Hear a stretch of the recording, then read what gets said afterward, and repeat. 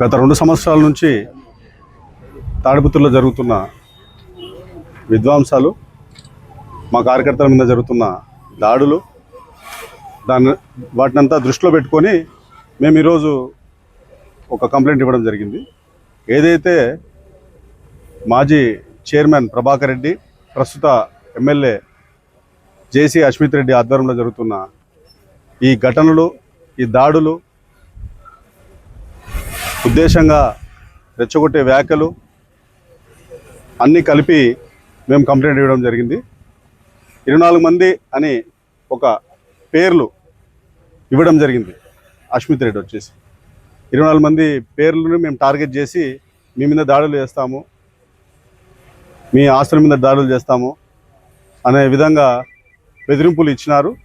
దానికి సంబంధించి మనం ఈరోజు కంప్లైంట్ ఇచ్చాము. ఇంకోటి కూడా వచ్చేసి నేను మీకు చెప్పుకునే విషయం ఏంటంటే, తాడిపత్రికి రమ్మని ఆయనే చెప్తాడు. తాడిపత్రికి వచ్చినాక నిమిషాల్లో మళ్ళీ పోలీసులు పంపించి నన్ను మళ్ళీ అక్కడి నుంచి పంపించడం జరుగుతుంది. ఇదంతా మీరు గమనిస్తారని నేను తెలియజేసుకుంటున్నాను. నేను ఎక్కడ కానీ లేను. నాకు అక్కడ నా ఇంటికి దగ్గర నుంచి కేవలం 15 కిలోమీటర్లో పుట్లూరు మండలంలో నాకున్న వ్యవసాయ క్షేత్రంలో కూడా నేను వచ్చిపోవడం జరుగుతుంది. నా వ్యవసాయ క్షేత్రాలు చూసుకునేకి నేను ఇక్కడే తిమ్మంపల్లిలో ఉంటాను, లేకుంటే వ్యవసాయ క్షేత్రాలు నేను చూసుకునే పని మీద నేను వచ్చిపోవడం కూడా జరుగుతుంది. రమ్మని చెప్పినారు, వచ్చాము. మళ్ళీ అదే అక్కడ పోలీసులు అడ్డం పెట్టుకొని మళ్ళీ పోలీసుల ద్వారా మళ్ళీ నన్ను పంపించడం జరిగింది. మేము పోలీసులను కేవలం గౌరవించి మేము పాటిస్తున్నాము. అంటే ఆయన ఒక పాలసీ అంటున్నాడు, మీరు అప్పుడు చేశారు మీ గవర్నమెంట్లో, మేము చేస్తున్నామని. అంటే అప్పుడు చేసినవన్నీ తిరిగి మేము ఎక్కువ చేస్తాము అంటే అది టీడీపీ పాలసీనా, రాష్ట్ర వ్యాప్తంగా, లేకపోతే ఓన్లీ తాడిపత్రి నియోజకవర్గంలో పాలసీనా? టీడీపీ పాలసీ అయితే జిల్లా నాయకులు ఆ నాయకులు చెప్పడం పోనీ అప్పుడు చేసిన ఇన్ని ఆ గవర్నమెంట్లో చేసినామంటే మా గవర్నమెంట్లో చేసిన ప్రజలకు ఇచ్చిన సేవలన్నీ మీరు చేస్తున్నారా? చేయలేదే. సరే, మాలో ఏదో కొద్దిగా తప్పు ఉంటే మాకు ఓట్లేదో మీకు వేసినారు. మళ్ళీ మేము అంతకంటే ఎక్కువ తప్పులు చేస్తామంటే మీకు 3 సీట్లు కూడా రావు. అది ఆయన అంటున్నాడు కదా, వాళ్ళు చేసినారు కాబట్టి మేము చేస్తున్నాం, అంతకంటే ఎక్కువ చేస్తున్నాం. మరి మేము చేసిన పథకాలు అంతకంటే ఎక్కువ చేయండి. కానీ ఇవి ఇంకా రెండోది, ఆయన ఇంట్లోకి పోయినారు, నా ఇంట్లోకి వచ్చినారు అంటాడు. అంటే 100 కోట్లు ఉన్న ఇంట్లోకి మాత్రమే పోకూడదా? మాలాంటి మధ్యతరగతి కుటుంబాలకి పోవచ్చు, ఇంట్లో పోయి అంటియచ్చు, మా ఇంట్లో బంగారు తీసుకుపోవచ్చు. ఇది మళ్ళీ రెండోసారి 2009 ఎలక్షన్లకు ముందు 5 రోజుల వరకు నేను ప్రభాకర్ రెడ్డి అనుచరుడిగా ఉన్నాను. 5 రోజులకు నేను 2009లో టీడీపీలో చేరాను. అంటే 5 రోజులకి నేను అంత తప్పు చేసినానా? మా ఇంట్లోకి రావడం నిజం, కాణిపాక విఘ్నేశ్వరం తోడు, నా 2 పిల్లల తోడు, నా ఇంట్లో బంగారు ఎత్తకపోలేదని ప్రమాణం చేయమని ప్రభాకర్ రెడ్డి గారిని, మా ఇంట్లో వెండంతా తీసుకోలేదని ప్రమాణం చేయమని ప్రభాకర్ రెడ్డిని, మా ఇల్లు అంతా కాల్చలేదని ప్రమాణం చేయమను. మరి అదే చంద్రబాబు నాయుడు ఆ రోజు నాగం జనార్దన్ రెడ్డి పంపించినాడు. మరి ఇది కరెక్టా? అంటే ఆయన అయితే ఎవరి ఇళ్ళకైనా పోవచ్చు. నీ ఇంట్లో ఎవరో మా వాళ్ళు వచ్చిన మాట నిజం, పూచిక పుల్ల పరక కూడా నీ ఇంట్లో నుంచి తీసుకుపోలే, నీకు లాస్ జరగలే. మరి నువ్వు మా ఇంట్లోకి వచ్చావు, ఇల్లంతా కాల్చావు, బంగారు దొంగలించావు. నాకు ఖచ్చితంగా ప్రభాకర్ రెడ్డి అన్నా నువ్వు చెప్పన్నా, మా ఇంట్లో దొంగతనం జరగలేదు, మీడియా ముందర చెప్పు. మా ఇంట్లో ఎండ తీసిపోలేదు, నేను మీడియా ముందర చెప్పు. నేను మందు అది చనిపోకపోతే అడుగు నీ ముందరే. మరి ఏంటంటే మాలాంటి నిరుపేదల ఇళ్ళకైతే ఎవడు పడితే ఎవడు పోవచ్చు, చీరలు ఎత్తపోవచ్చు, బంగారు ఎత్తపోవచ్చు. మీరు పెద్దోళ్ళ ఇళ్ళలో మాత్రం గేడు కూడా తగలకూడదు. ఇది న్యాయం అనుకోండి. రాష్ట్ర ప్రభుత్వం కానీ, జిల్లా నాయకులు కానీ, తెలుగుదేశం వాళ్ళు ఇది న్యాయం అంటే రైట్, అది న్యాయమే. ఇది ఎక్కడ న్యాయమో ఆలోచించేద్దాం. ఇంకోటి, మా మున్సిపాలిటీ అభివృద్ధి, మా మున్సిపాలిటీ అది చేసినాం, మా మున్సిపాలిటీ బిల్డింగ్ ముందర కదా వెనకాల చూడండి దాని పరిస్థితి. ఒక్కసారి మీ వీడియో వల్ల ఎనికి పక్క చూడండి. ఎవడు కట్టారు. అదే అన్న మొన్న ఒక ఆయన ఇంటర్వ్యూ ఇచ్చినాడు ఆయనది అన్న, ఆ ఇంటర్వ్యూలోనే నేను కూర్చుంటాను. ఆయన లాయర్లను పిలుచుకొచ్చుకుంటాడు, ఎవరిని పిలుచుకొచ్చుకుంటాడు. మున్సిపాలిటీ అభివృద్ధి గురించి మాట్లాడదాం. నువ్వు చేసిన మున్సిపాలిటీలో 100 కోట్ల అవినీతి గురించి కూడా మాట్లాడదాం. నేను ఊరు ఇడిచాను, 7 భయపడే వదిలే. 1.5 సంవత్సరం నా మీద పెట్టి 1.5 సంవత్సరమే. మరి ఊరు వదిలిపోయినా మళ్ళీ నా పేరు చేసే వాని కథ చూస్తా అన్న. ఒక మా దాంట్లో కొంతమంది ఉన్నారు, ఆ పొప్పూరు రామయ్య అని, యాడికి వెంకటరాముడు అని. ఎంత మంచోళ్ళ కొడుకులు కూడా తిట్టలేరు, వాళ్ళ పేరు కూడా చేసినాడు. అంటే ఇదంతా మేము 24 మంది ఏదో తప్పు చేసినారని కాదు. ఈ లోకల్ బాడీ ఎలక్షన్లలో 10 కోట్లు 12 కోట్లు ఖర్చు అవుతుంది, దాన్ని మిగిలించుకునేది మాత్రం ఆయన మమ్మల్ని భయపడించి పోటీ లేకుండా చేసుకోవాలనే తాపత్రయం తప్ప ఏమీ లేదు. మరి బస్సుల కేసులో మమ్మల్ని లోపల పంపించి బస్సుల కేసు గురించి కానీ మున్సిపాలిటీ కేసు గురించి కానీ ఏ దానికైనా మేము ఉందో ఇదే చోట చర్చిద్దామంటే నేను వస్తాను, చర్చకు సిద్ధం. ఆ బస్సుల విషయమైనా సరే అన్నా పెద్దారెడ్డి అన్న రైట్, నేనుండా నీతో తేల్చుకుంటే కొట్టే ఆయన మీద కొడు, నా ఇంటి మీద పోయేది, ఓ వీడిని కొట్టేది, ఇంకో అతన్ని కొట్టేది, దావలో ఏందన్నా ఇది? దయచేసి మీడియా మిత్రులకు చెప్తున్నాము, 24 మందిలో ఎవడు తప్పు చేసినోడు లేరు. ఇదంతా కేవలం ఆయన లోకల్ బాడీ ఎలక్షన్లలో గెలవడానికి డబ్బులు ఖర్చు పెట్టుకుని మమ్మల్ని గెలపడానికి 10 కోట్లు 12 కోట్లు ఇబ్బంది పెట్టడానికి ఆ డబ్బులు పోతుందనే బాధతో ఇదంతా చేస్తున్నాడు తప్ప ఎక్కడ ఏం లేదు. ఇంకోటి అన్న ప్రభాకర్ అన్న, ఇది అందరికీ సంబంధం లేదు కానీ మా నాయన చనిపోతే యాక్సిడెంట్ అదే రోజు సాయంత్రం, అంటే మేము బాధలో ఉన్నాము, 2 రోజులు ఎందుకు ఏడ్చాలని వెంటనే పోస్ట్ మార్టం 5:30కి 6కు చేపిస్తే ఆ రోజు ఎస్ఐనిలే ఏం రా పోస్ట్ మార్టం చేయకపోతే ఎప్పుడు అన్నట్టు నోరు ఎత్తితే బాధ చాలా ఉన్నాయన. మా స్థాయి సన్నదిన్నా, వేదన ఉంటే రాజకీయం చేయనా, నువ్వు మమ్మల్ని 10 సార్లు ఓడించు, నేను ఒకసారి కానీ ఓడించాం మేమందరం. కాబట్టి దయచేసి రాజకీయంగా మాట్లాడదాం. ఈ కక్షలు కార్పణ్యాలు ఇచ్చిపెట్టి ఈ రాయలసీమను జిల్లాలో ఎక్కడ లేదు, ఎక్కడనో తాడిపత్రి, ఏందవి తాడిపత్రి, ఎందుకన్నా తాడిపత్రికి చెడపెడతావు? దయచేసి మంచి రాజకీయం చేసుకుందామని మళ్ళీ పత్రికా ముఖంగా అందరి తరపున నేను కోరుకుంటున్నాను. నేను ఆల్రెడీ 40 రోజుల క్రిందట వచ్చి కంప్లైంట్ ఇచ్చిపోయినాక ఆయన మళ్ళీ ప్రెస్ మీట్ పెట్టి ప్రభాకర్ గారు ఒక మాట చెప్తున్నారు, నిన్నేం చేయను, మీ ఊరోళ్ళు వదిలిపెట్టారు అని చెప్తున్నాడు. మా ఊర్లో నాకు ఎవరు శత్రువులు లేరు, అందరితో మాట్లాడుతున్నాం, అందరితో మంచి సంబంధాలు ఉన్నాయి. నాకు ఏమున్నా మాకు ఆయన తండ్రి కొడుకు ప్రభాకర్ రెడ్డి ఆయన కుమారునితో ఉంటే మాకు ఇబ్బంది ఉంది, కానీ మాకైతే ఊర్లో కక్షలు లేవు, ఏం లేవు. ఒకప్పుడు ఉండేటివి అన్నీ మానుకున్నాం. ఆయన రాజకీయంగా ఇవన్నీ చేస్తున్నాడు. ఇంకోటి కానీ అడుగుతాను ఆయన్ని, నేను ఎవరో కొంతమంది ఎవరిని వచ్చిండొచ్చు, నేను ఆయన ఇంటికి పోలేదు, లేకపోతే ఇంకో ఆయన ఏ పొద్దు మాట మాట్లాడలేదు. ఆయన ఏం చేస్తాడు, మాటలకే కొట్టండి చంపండి, ఈ మాట తప్ప వేరే మాట మాట్లాడు. ఏం జరిగినా మాకు ఆయనే బాధ్యుడు.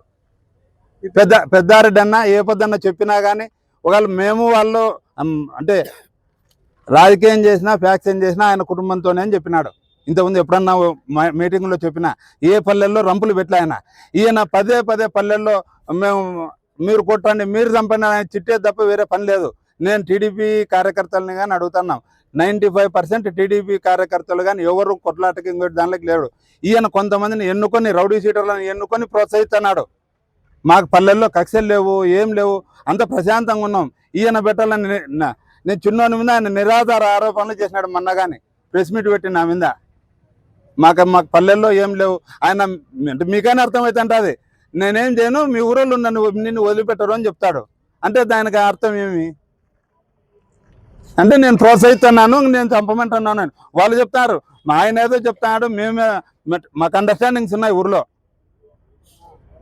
బయట కలిసి తిరగకపోయినా కానీ లోపల వాళ్ళకి మాకే అండర్స్టాండింగ్స్ ఉన్నాయి, తెలుగుదేశం కార్యకర్తలకి మాకే. నా పేరు చిదంబర్ రెడ్డి, నాది మేడిమాకలపల్లి.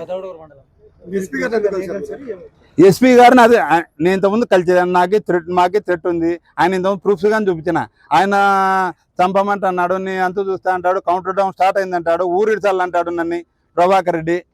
దానికోసం ఇంతకుముందు ఆల్రెడీ ఎస్పీ గారికి కలిసి వినతి పత్రం ఇదే కంప్లైంట్ ఇచ్చి వచ్చిన. మళ్ళీ ఇప్పుడు వచ్చే కారణం ఏమంటే 24 మందితో పాటు ఆయన మళ్ళీ ప్రెస్ మీట్ పెట్టి ఆ మాట చెప్తాడు, నిన్నేమన్ను మీ ఊరోళ్ళు వదిలిపెట్టారు నిన్ను అంటాడు. మా ఊరోళ్ళు ఎవరు లేరు నాకు శత్రువులు. నా పేరు వెంకటరామరెడ్డి, యాడికి మండలం, ఎక్స్ జెడ్పీటీసీ. నేను దురదృష్టం ఏమంటే నేను 35 సంవత్సరాల నుంచి రాజకీయాల్లో ఉండా.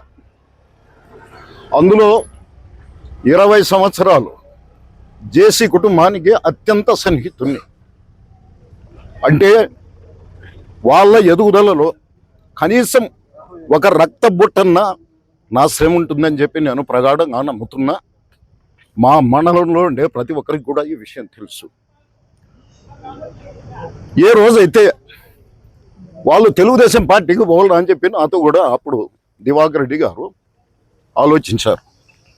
అన్న 20 సంవత్సరాలు మనం తెలుగుదేశం పార్టీకి ఆపోజిట్గా ఫైట్ చేశాము. ఈరోజు ఎందుకున్నా సైలెంట్గా కానీ ఉన్నాం కానీ ఆ పార్టీలకైతే రాలేమని చెప్పి నా వ్యక్తిగతంగా నేను చెప్పడం జరిగింది. సరే నీ ఇష్టం వెంకటరావు అన్నప్పుడు పెద్ద ఆయన కూడా ఒక మాట చెప్పి దివాకర్ రెడ్డి గారికి చెప్పి, అన్నా నేను వైఎస్ఆర్సీపీ పార్టీలో ఇవ్వబోతున్నా ఈరోజే అని చెప్పి నేను వచ్చి వైఎస్ఆర్సీపీ పార్టీలో జాయిన్ కావడం జరిగింది. తర్వాత ఇమ్మీడియట్గానే జెడ్పీటీసీ స్థానిక సంస్థల ఎలక్షన్లు వచ్చాయి. అందులోనే జెడ్పీటీసీగా అడిగి మండలానికి సంబంధించి పోటీ చేయడం జరిగింది.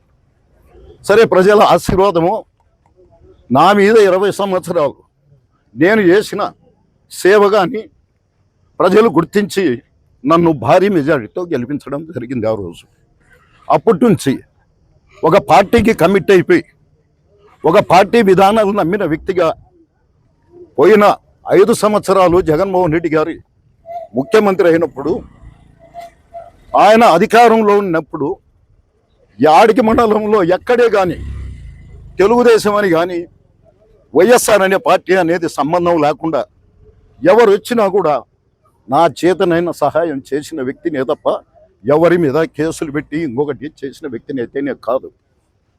ఈరోజు కూడా అడగండి. ఇప్పుడు పదే పదే మొన్న యాడిగిలోనే మన ప్రభాకర్ రెడ్డి గారు కొంతమందిని రెచ్చగొట్టడం జరిగింది. మీరు అతన్ని కొడతారా లేదా అని చెప్పి తర్వాత సాయంత్రం నాకే వాళ్ళు ఫోన్ చేసి చెప్పడం కూడా జరిగింది. అన్న ఈ విధంగా చెప్తున్నాడు ప్రభాకర్ రెడ్డి గారు, ఏం చేశామని మిమ్మల్ని మీ మీద దాడి చేయాలా మేము? ఆయన రాజకీయాలు అంటే భవిష్యత్తులో మా పరిస్థితి ఏదో అర్థం కావడం లే, మా పిల్లలు కూడా మమ్మల్ని నడిచే పరిస్థితికి తీసుకొస్తున్నాడు ఆయన, దయచేసి అలర్ట్గా ఉండండి నా అని కూడా చెప్పడం జరిగింది. తర్వాత మా గ్రామంలోకి వచ్చాడు ఓపెన్లీ విషయంలో వచ్చి కొంతమంది తెలుగుదేశం వాళ్ళతో కూడా మాట్లాడడం జరిగింది. జరిగి మీరు ఏం చేస్తారో దాని మీద దాడి చేయాలని చెప్పి చెప్పడం జరిగింది. కానీ మా గ్రామంలో ఎవరు కూడా అతని మాటని ఎవరు ఎదిగాలేదు. ఏం చేసినాడని అతను మేము అటాక్ చేయాలని కూడా వాళ్ళు ఎదురు ప్రశ్న వేయడం కూడా జరిగింది. అంటే నేను ఒక్కటే 20 ఏళ్ళ రాజకీయంలో నేను మీ దగ్గర ఉన్నప్పుడు నేను ప్రజాస్వామ్యవాదిగా కనపడినా మీకు. ఏ రోజైతే మీ దగ్గర నుంచి బయటకు వచ్చి వేరే పార్టీలో చేరితే నేను హింసావాదిగా మీకు కనపడుతున్నా. ఈరోజు నేను దయచేసి ప్రభాకర్ రెడ్డి గారికి ఒకటి చెప్తున్నా, పోయిన ఎలక్షన్లలో ఎవరు మా గ్రామంలో దౌర్జన్యం చేయలేదు. మొన్ననే ఆయన ఒక మాట అన్నాడు, నగరూరు భోగాలగట్టలో ప్రజాస్వామ్యం లేదు అని. దయచేసి నేను ఒకటి చెప్తున్నా, నా జీవితం అంతా ఖచ్చితమైన రాజకీయం, ప్రజల కోసం చేసిన రాజకీయం తప్ప 10 రూపాయల కోసం నేను ఎప్పుడు రాజకీయం చేయలే. పంచాయతీ ఎలక్షన్లలో నిజంగా మేము దౌర్జన్యం చేసింటే 14 పంచాయతీలు మా మండలంలో ఉండేది, 8 మేము గెలిచినాం, 6 తెలుగుదేశం వాళ్ళు కూడా గెలవడం జరిగింది.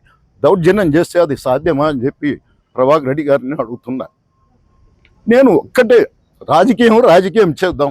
ఈ రోజు ఏమంటున్నారు, 24 మంది మీద అటాక్ చేయాలా, వాళ్ళని ఎట్టి పరిస్థితుల్లో రానినని చెప్పి మీరు అంటున్నారు. అన్నా ఒక్కటే చెప్తున్నాం, 24 మందికి తోడుగా 48 మంది పుట్టుకొస్తారు. అది జగన్మోహన్ రెడ్డి మీద ఉండే నమ్మకంతో. దయచేసి ఇలాంటి రాజకీయాలు వద్దు. ప్రజలు మమ్మల్ని గౌరవించకుండా పోతే మమ్మల్ని తిరస్కరిస్తారు, మేము ఓడిపోతాం. కానీ ఒక్కటి మాత్రం మీరు దయచేసి ఆలోచన చేయండి. ఈ రోజు గ్రామ స్థాయిలో ఒక వెంకట్రామరెడ్డినో ఇంకొకరినో మాట్లాడినప్పుడు ఆ గ్రామంలో చర్చ జరుగుతుందన్న, ఎందుకు ఇతను అంత మంచి వ్యక్తుల మీద కూడా దాడి చేయమని చెప్తున్నాడు అనేది మీరు గమనించండి. అది రాబోయే మీ ఎలక్షన్లలో కూడా ఆ ఇంపాక్ట్ అనేది ఖచ్చితంగా ఉంటుందని ఇదే రోజు చెప్తున్నా. రేపు జరగబోయేది కూడా అదే జరుగుతుందని చెప్పి మనస్ఫూర్తిగా మీకు గౌరవిస్తూ తెలియజేసుకుంటున్నా.